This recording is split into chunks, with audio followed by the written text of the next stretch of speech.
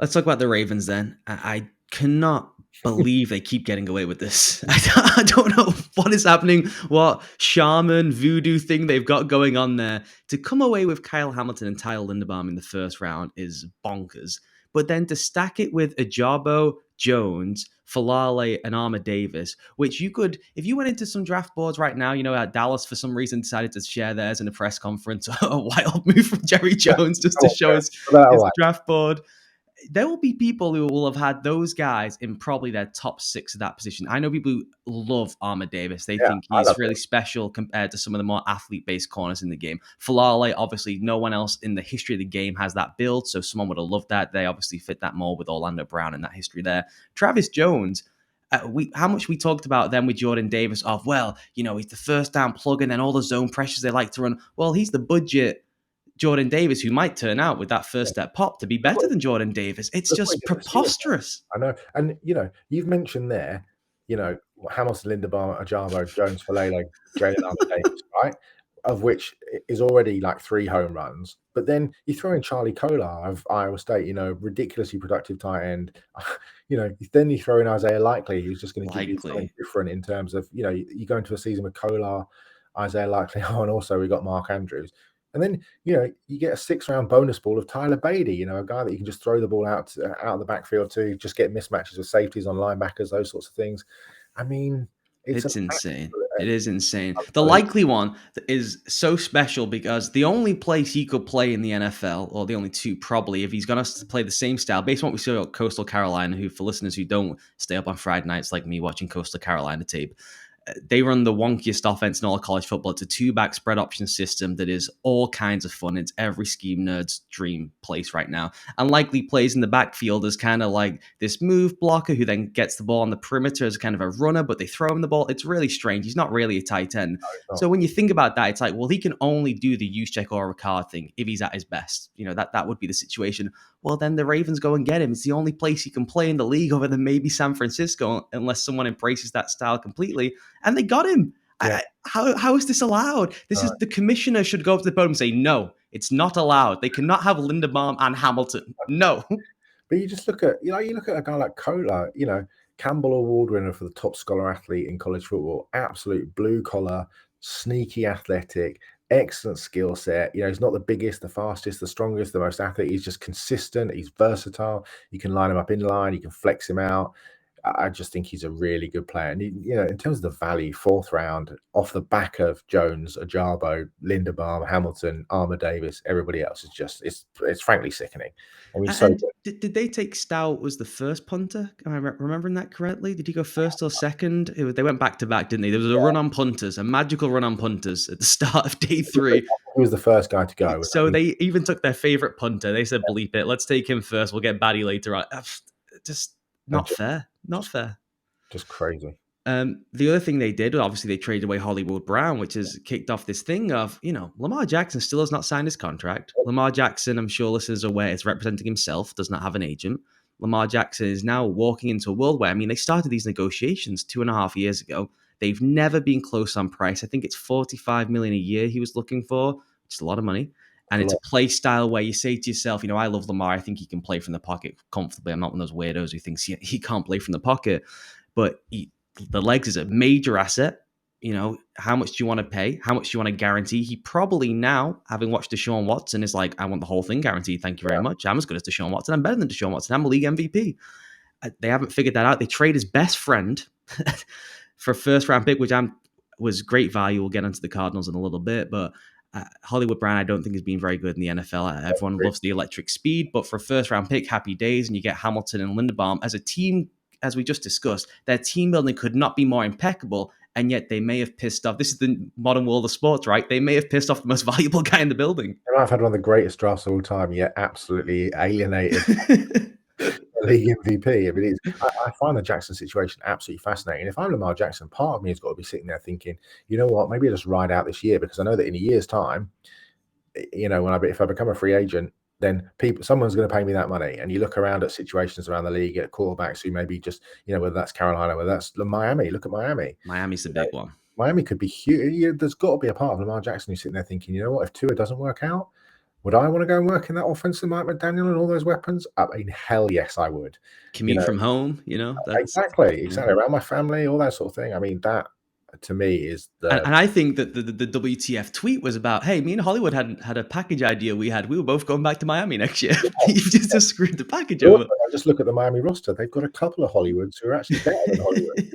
Waddle and Hill, and it's like, okay, this could be quite interesting. And what I do best, in terms of if I'm not moving around, I throw those sort of middle of the field tight ends, and you look, oh, there's a guy like Mike Gesicki who can go up and get, and they've got a number of tight ends there who can, whether that's a Hunter Long or a, those guys, in, Durham Smythe and Shaheen, big guys who can just make catches. So you're not asking him to necessarily sit and throw the ball 60 times in the pocket down the field and all these different concepts that perhaps don't work to his favor that you'd necessarily work with an Aaron Rodgers. But in terms of what he does best, that could be, I mean, that feels like hand in glove in It terms of, is the perfect spot. I guess Baltimore fans will be listening, going, "Hang on a second, can't they tag him and all that?" I just think in the modern game, it's like it's less with that one position, and if you're good and he's a league MVP, it's less of a management, an employer-employee situation. Now, I think it really is a partnership, which is hence the blindsiding that he did not appreciate on the Hollywood Brown trade, which is confusing because Hollywood Brown was at the Cardinals draft party, which, private jets are fast, but it's not quick enough to do it in a 10-minute clock. yeah, So if he's his best friend, would he not have given him a heads up that he was in Arizona for a reason? buddy, I'm leaving. It's like, yeah. That one was peculiar. And it never struck me as a fit anyway. I just didn't think it was it Mhm. felt like a very odd selection at the time because just stylistically, schematically, it just didn't necessarily fit what they wanted to do, and it felt like I don't know. I just it was an intriguing one that I don't think is, and maybe if he had been Jalen Waddle in terms of his ability to just be a really good player, then maybe we'd have felt differently about it. But perhaps his just really average to mediocre skill set in terms of what he's delivered has just been a factor in us sort of thinking that it wasn't a particularly good pick when maybe it would have worked if it was the right player. If that makes sense. Yeah, and if his nickname was like Broward County, people probably wouldn't be trading first round picks for him. If Gus Johnson didn't scream his name in the most Yeah, fun way imaginable, he probably would have gone for a third round pick. yeah, This is in your head. All you can hear is bomb Holly. away at Oklahoma, Hollywood. That's what I Yeah, still think of. if his name was Tony or Gary or something, nobody'd give a toss.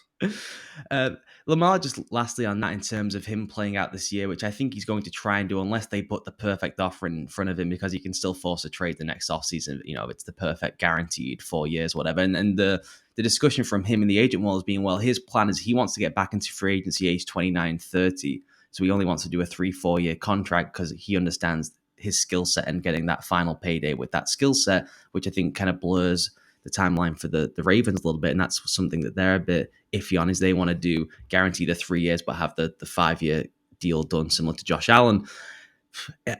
The question there would be, well, what if he gets injured? And I appreciate that with his play style in the NFL is different. But man, I watched Kevin Durant tear his Achilles in the NBA Finals, and he got handed like the biggest contract in the history of the sport. I think teams now are like, well, Lamar Jackson's, if he did get injured, worth the shot more than rolling with a rookie, or if Tua has a bad year or whatever. Yeah, I just it's such an interesting situation that players are gambling on themselves in a way. Do you know what I mean? And gambling that we won't get hurt, that it'll be okay, and that we can. But and the league just generally seems to have moved to just player power. When you look at Debo Samuel, who probably will work his way out of San Francisco, but you go back to Tyreek Hill and all these guys who probably were told, these receivers especially, that were probably told that we're not going to get paid the money that we want to, so we'll just let's get out there and also I suppose hats off to GMs as well in terms of flexibility of being flexible and maybe not coveting draft picks in the way that they have done in years past. And if you're the Baltimore Ravens, if you are in that front office, if you're Eric DeCosta, you will be looking at, do we pay £250 million for Lamar Jackson, or do we take, 2 1s or 3 1s, a 2 and a 3 off the Miami Dolphins or the New York Giants next year, knowing that draft is potentially absolutely rammed full of first round quarterbacks in terms of a Van Dyke and in terms of a Levis and a Stroud and a Young and all these guys. And you think, well, actually, there's absolute upside to rolling with that plan, taking the picks, taking your young quarterback and saving yourself £250 million into the bargain, or dollars into the bargain. The last thing on the Ravens I wanted to get into, we won't touch on Kyle Hamilton just for time, though I will say nothing makes me tingly tinglier as a scheme nerd than Marcus Williams and Kyle Hamilton in the same defensive backfield. Oof, it's very exciting for me. The Linderbaum one, we spoke the whole time, right? He's this outside zone, kick, step, and go guy. And then the Ravens draft him, and as much as it's like, oh my God, they took Tyler Linderbaum, might be the 10th best player in the class, might be the 5th best player in the class, and they got him in the first round. That's crazy. There is a little bit of me that's like, oh, that's not exactly what I would have wanted for him. Now, they run such a unique system, maybe it doesn't matter, and that they blend gap and zone principles in a way that no one else in the game does because they steal a gap with Lamar's running ability and they commit to it so heavily. Maybe it doesn't matter. Maybe Greg Roman says, well, the reason we're taking him is because I'm not going to run some of the power stuff we ran before, and maybe he gets better at it than he was in college, and maybe he's fine with the weight issue. Are you in any way squirrely about that? I mean, the concern for me was always that despite those kind of plus traits that he had, of which there are many, he said that he played in the mid 280s last year, which would give him a 45, 50-pound disadvantage against someone like Limbal Joseph or whatever.